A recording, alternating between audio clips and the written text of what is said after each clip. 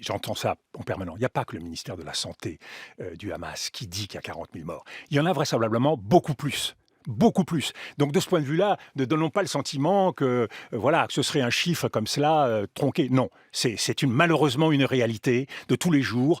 À Gaza, les corps sont en morceaux, les cœurs sont en morceaux, les âmes sont en morceaux, les têtes sont en morceaux. Et l'idée de reconstruire tout cela, alors qu'il n'y a aucune perspective. Il faut quand même voir qu'Israël est en train de créer les conditions d'une réoccupation de Gaza. Que ce soit dans la ligne sud, que ce soit dans la ligne qui coupe au milieu, l'Israël a repris possession de Gaza, la création d'un périmètre autour.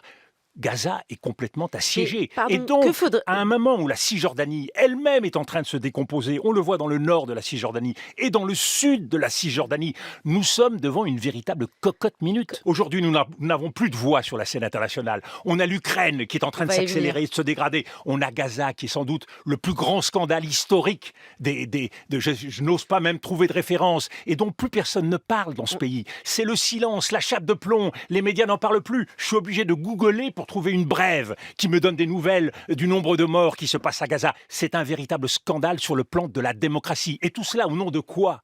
Au nom de la guerre. Ah, c'est la guerre, c'est comme ça. Mais je veux bien, mais c'est pas une guerre tout à fait comme les autres à Gaza, puisque ce sont des populations civiles qui meurent. Donc on est en absurdie.